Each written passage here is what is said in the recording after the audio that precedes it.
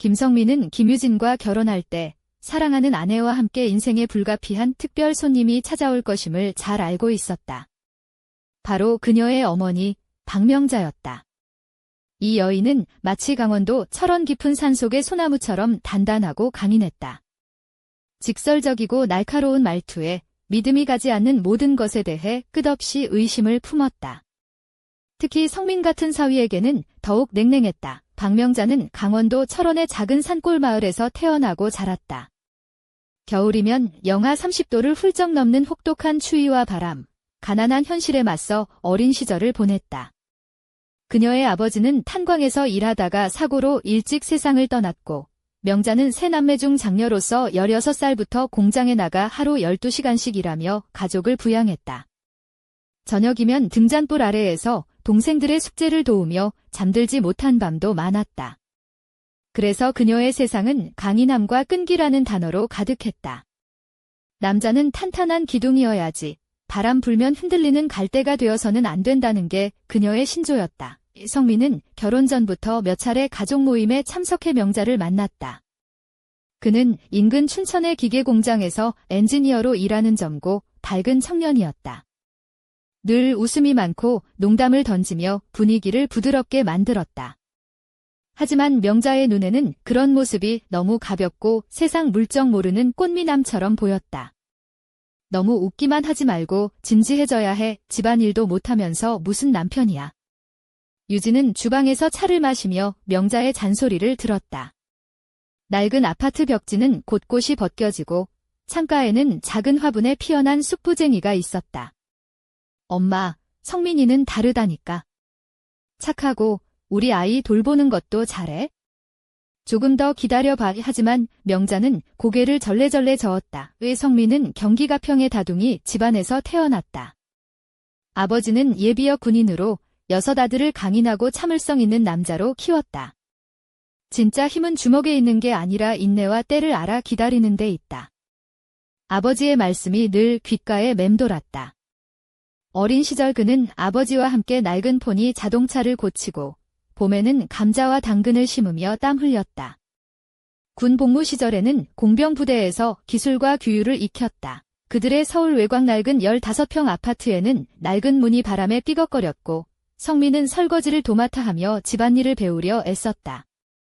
가끔은 할머니 손맛을 살린 만두를 빚어 가족들에게 내놓기도 했다. 유진 씨, 한번 드셔보세요. 할머니 레시피입니다. 일요일마다 명자가 방문하면 그는 웃으며 권했다. 명자는 포크로 만두를 살짝 찍어 맛을 보곤 고개를 갸웃했다. 이런 건 남자가 해야 하는 일이 아니야? 진짜 남자는 지붕도 고치고 담도 쌓고 그래야지. 유진은 속상해하며 명자를 달랬지만 성민은 담담하게 받아넘겼다. 맞아요. 명자씨, 제가 더 배워야죠. 우선 명자씨 라디오부터 고쳐볼게요. 명자는 한숨을 쉬었지만 눈빛 한켠에 호기심이 스쳤다. 모든 상황이 바뀐 것은 그들 가정에 아기 김도현이 태어나면서부터였다. 유진은 초등학교 교사로 아이들을 가르치며 아이를 갖기를 간절히 바랐다. 성민과 함께 1년간 병원에 다니며 준비했고 도현의 방은 연한 하늘색으로 페인트 칠해졌으며 곰 인형과 별 모양 장식이 달린 모빌이 천장에 흔들렸다. 서울 서대문구의 한 산부인과 병원에서 8시간의 진통 끝에 건강한 아이가 태어났다. 성민은 아들을 처음 안았을 때 심장이 녹는 듯한 감동을 느끼며 속삭였다. 안녕, 아들아. 아빠가 항상 지켜줄게. 집으로 돌아오자 아파트 구석진 곳에 아기 침대가 놓였고 선반에는 젖병과 장난감들이 가지런히 정리되었다. 하지만 명자에게는 이것이 본격 침투 신호탄이었다. 그녀는 직접 손뜨개로 뜬 아기 양말과 허브차 재료, 그리고 전통 민간요법이 적힌 낡은 메모지를 들고 며칠간 그들 집에 머물렀다.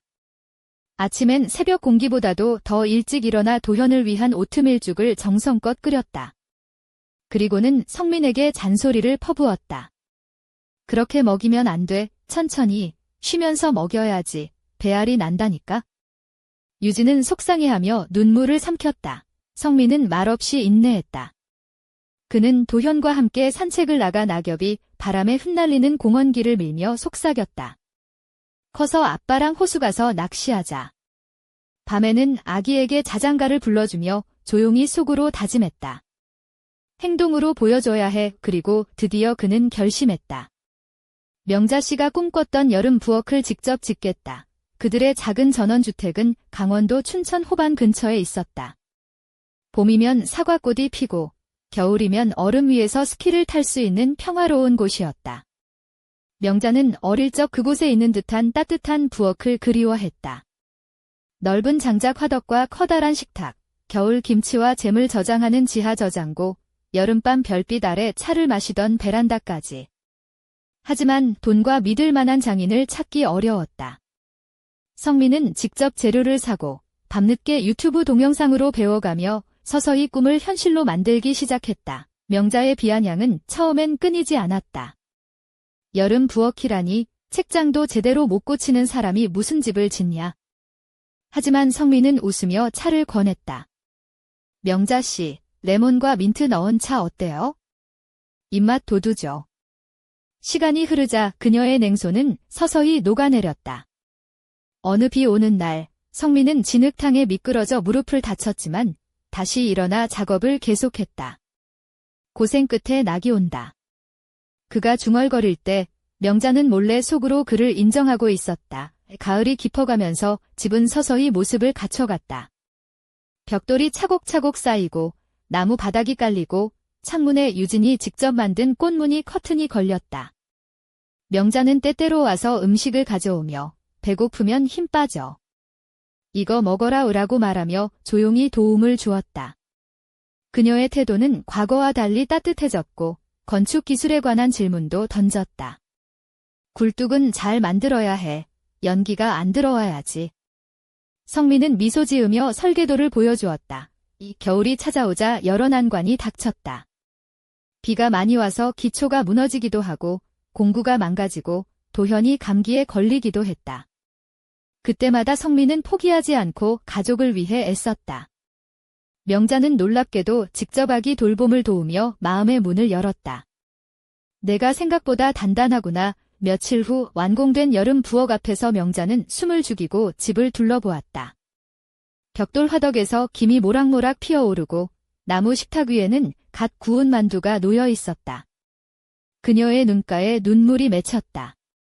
성민아, 미안하다. 내가 잘못 봤다. 너는 진짜 사내다. 성민은 그녀를 꼭 껴안으며 말했다.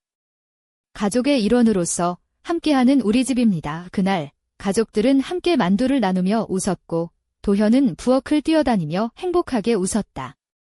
명자는 이제 성민을 사위가 아닌 아들로 불렀다.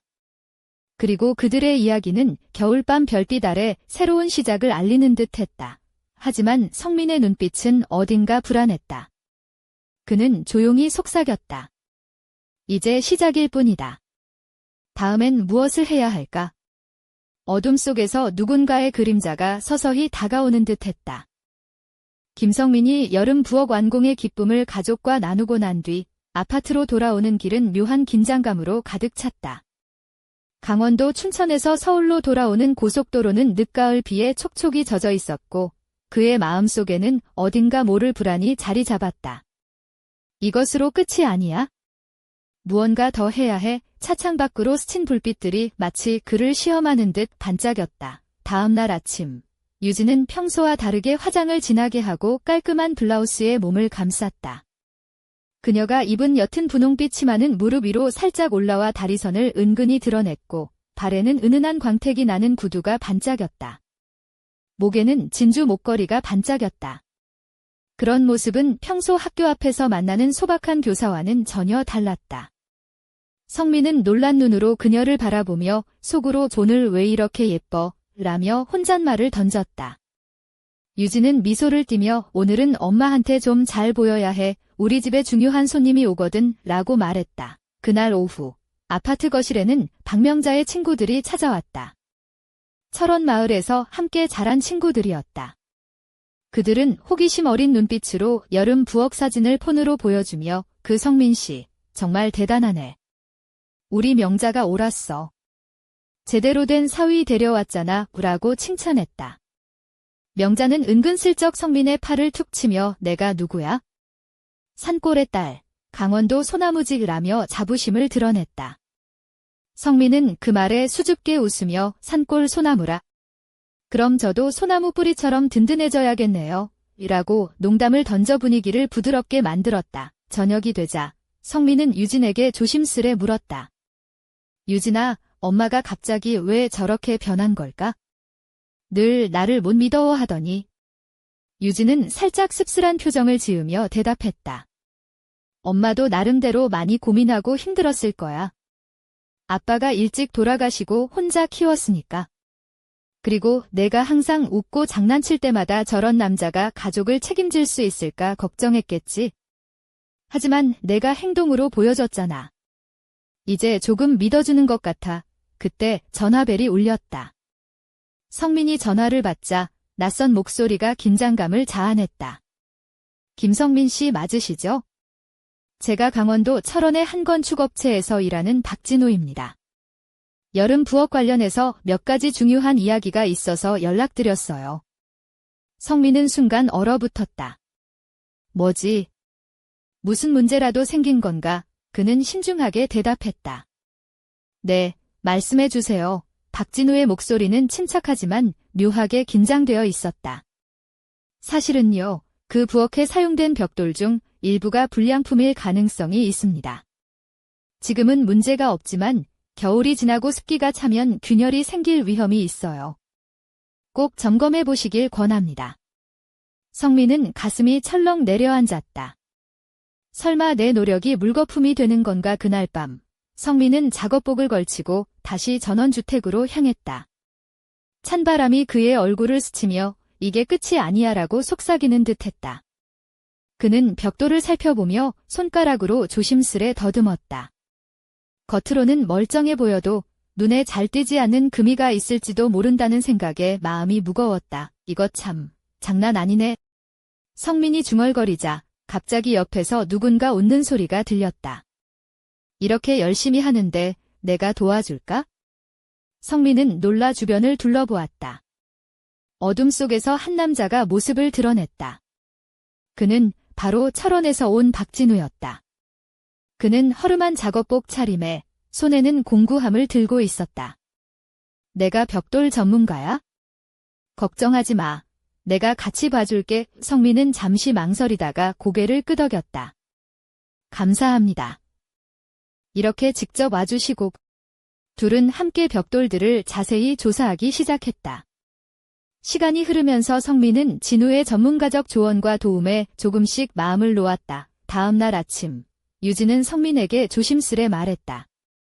남편, 혹시 너무 무리하지 말고 몸도 챙겨야 해. 엄마도 이제 내가 힘든 걸 알게 됐으니까 우리 같이 잘 해보자. 성민은 그녀의 손을 꼭 잡으며 우리 가족을 위해서라면 뭐든지 할 수 있어 라고 답했다. 하지만 한편 철원 산골 마을 어딘가에서는 누군가가 전화기를 붙잡고 중얼거렸다. 성민 씨가 시작했군. 이대로 두면 안 돼. 우리가 움직여야 할 때가 왔다. 그 말과 함께 화면은 어둠 속으로 사라졌다. 다음 이야기에선 성민이 어떤 시련과 마주하게 될지, 그리고 그를 둘러싼 과거의 비밀이 어떤 방식으로 드러날지 알 수 있을 것이다. 한 가지만 확실한 건 그의 인내와 노력만으로는 이 모든 걸 헤쳐나가기 어려울 수도 있다는 사실이다. 김성민이 박진우와 함께 벽돌 상태를 점검하던 그날 오후, 전원주택 주변은 점점 어두워지고 있었다. 낙엽이 바스락거리며 바람에 휘날렸고 성민의 얼굴에는 피곤이 묻어났다. 하지만 그의 눈빛만큼은 굳건했다. 이 집은 우리 가족의 미래다. 무슨 일이 있어도 지켜야 해. 그는 속으로 다짐했다. 그때 낯익은 휴대폰 진동 소리가 울렸다. 화면에는 박명자라는 이름이 떠 있었다. 성민은 잠시 망설이다 전화를 받았다. 여보세요, 어머니. 성민아, 지금 집에 있니? 내가 너무 무리하는 것 같아서 걱정된다. 몸도 챙겨야지. 명자의 목소리는 평소의 엄격함 대신 걱정 어린 부드러움이 묻어났다. 성민은 걱정해 주셔서 감사해요. 하지만 이건 우리 가족 모두를 위한 일이니까 라고 말했지만 명자는 단호하게 끊었다. 그렇다 해도 너무 무리하면 안 돼. 나도 너희를 도와주고 싶다. 그 말에 성민은 잠시 마음이 흔들렸다. 어쩌면 엄마도 변하고 있는 걸까? 그날 밤 아파트에 돌아온 성민은 유진과 도현이 자는 방을 살짝 들여다보았다. 유진은 여느 때처럼 조용히 책을 읽고 있었고 도현은 아기 침대에서 숨을 고르고 있었다. 성민은 조용히 다가가 그녀의 어깨를 감싸 안았다. 유진아, 우리 앞으로 어떻게 해야 할까? 유진은 눈을 들어 성민을 바라보며 미소 지었다. 함께하면 어떤 어려움도 이겨낼 수 있을 거야. 이 다음 날 성민은 작업 현장에서 뜻밖의 손님을 맞았다. 철원 산골 마을에서 온 박진우 외에도 그와 함께 온 중년의 남자가 있었다. 그는 탄탄한 체격에 짧게 깎은 머리, 그리고 강렬한 눈빛을 가진 박태준이라는 인물이었다.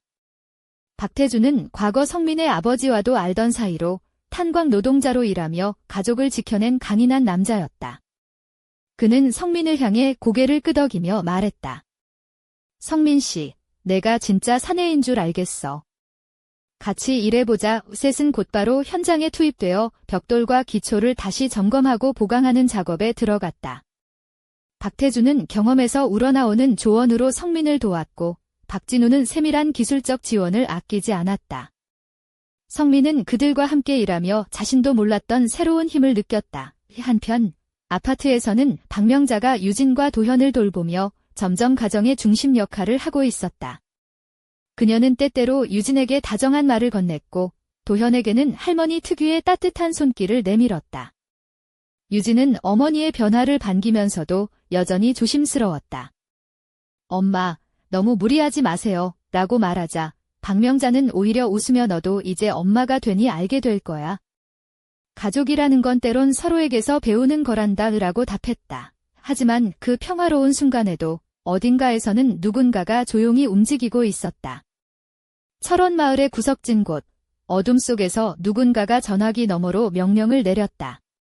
성민이 지금 잘 나가고 있지만 그가 알면 안 될 비밀이 곧 드러날 거야. 우리가 가만히 있지 않을 테니 대비해라. 이성민은 더 깊어진 어둠 속에서 자신도 모르는 과거의 그림자가 다가오는 것을 느꼈다. 그의 가족과 꿈을 지키기 위한 진짜 싸움은 이제 시작이었다. 그리고 그날 밤 창밖으로 보이는 별빛 사이로 희미하게 나타난 작은 불빛 하나. 그것은 누군가가 그들의 집을 몰래 지켜보고 있음을 알리는 신호였다. 성민의 마음속에 묘한 긴장감이 스며들었다. 아직 끝나지 않았다.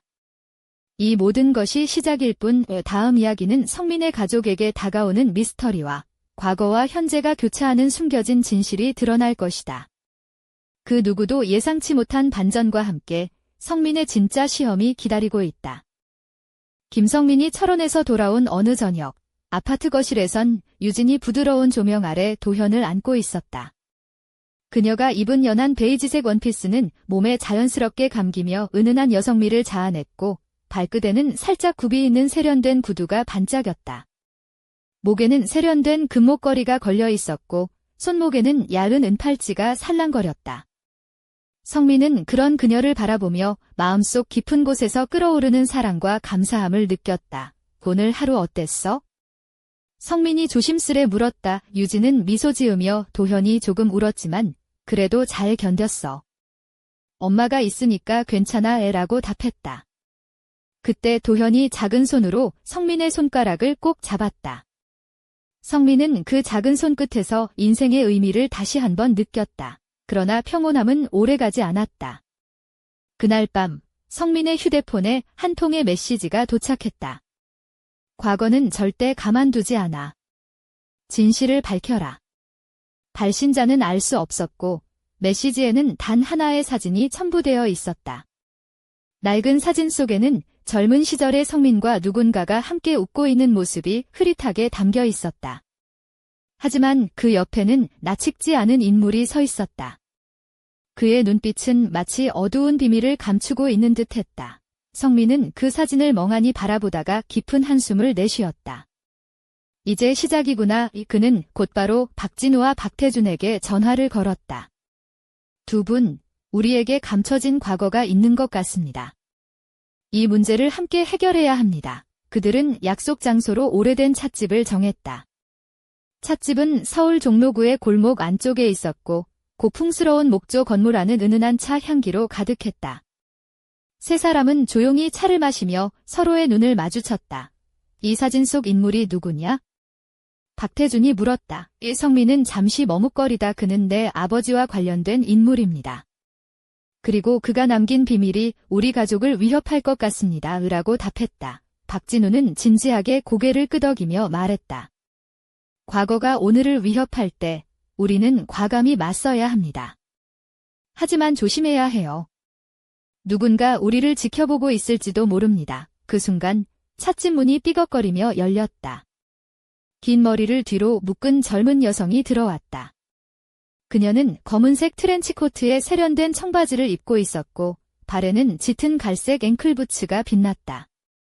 그녀의 눈빛은 날카로웠고 미소는 서늘했다. 여러분, 제가 찾는 분들이 맞나요? 그녀가 물었다. 성민은 놀란 표정으로 그녀를 바라보았다. 누구시죠? 저는 강민아라고 합니다. 그리고 여러분이 찾는 진실과 관련된 인물이기도 하죠. 그녀는 차 한 잔을 주문하며 말했다. 과거의 그림자가 다시 살아나고 있습니다. 그리고 이 사건은 단순한 문제가 아닙니다. 미나의 등장은 세 사람에게 새로운 긴장감을 가져왔다. 그녀는 과거 사건의 실체를 알고 있는 유일한 목격자였고 그 비밀이 밝혀질 때 가족의 운명이 달라질 수 있음을 암시했다. 성민은 마음속에서 불길한 예감이 스멀스멀 올라오는 것을 느꼈다. 이제부터 우리가 헤쳐나가야 할 길은 험난할 것입니다. 하지만 가족을 위해 반드시 해내겠습니다. 밖에서는 차가운 바람이 불어왔고 골목길 가로등 불빛이 흔들리며 긴 그림자를 드리웠다. 그리고 그 그림자 속에는 또 다른 누군가의 눈동자가 빛나고 있었다. 다음 이야기는 강민아가 밝힐 진실과 과거와 현재가 교차하는 비밀이 드러난다. 성민과 그의 가족은 어떤 시련을 맞이할지, 그리고 그들의 운명은 어떻게 될지, 그 끝은 아직 아무도 모른다. 김성민과 강민아가 마주한 찻집의 공기는 점점 무거워졌다. 미나는 차를 한 모금 마시고는 깊은 숨을 내쉬었다. 그녀의 눈빛에는 결의와 불안이 뒤섞여 있었다. 제가 알기로 성민 씨 아버지와 관련된 사건은 단순한 사고가 아니에요. 그날 밤 실제로 무언가 감춰졌고 그 진실이 밝혀지면 가족 모두가 위험해질 수 있어요. 미나가 조심스럽게 입을 열었다. 성민은 차를 내려놓으며 긴장된 목소리로 물었다. 그렇다면 왜 지금 와서 이 이야기를 꺼내는 거죠? 과거는 이미 지나갔잖아요. 미나는 고개를 저으며 말했다. 과거는 절대 사라지지 않아요. 그것은 어둠 속에 숨어 있다가 언제든지 드러나 가족을 무너뜨릴 수 있죠. 그리고 지금 누군가가 그 진실을 세상에 알리려 하고 있어요. 박태준은 팔짱을 끼고 무거운 표정으로 말했다. 그럼 우리도 준비해야겠군. 그들이 움직이기 전에 우리가 먼저 움직여야 한다. 이성민은 결연한 표정으로 고개를 끄덕였다. 맞아요. 가족과 우리 미래를 지키기 위해서라면 어떤 위험도 감수할 겁니다. 그날 밤 성민은 집으로 돌아와 유진과 도현을 바라보았다. 유진은 아직도 아기 침대 옆에서 조용히 책을 읽고 있었고 도현은 깊은 잠에 빠져 있었다.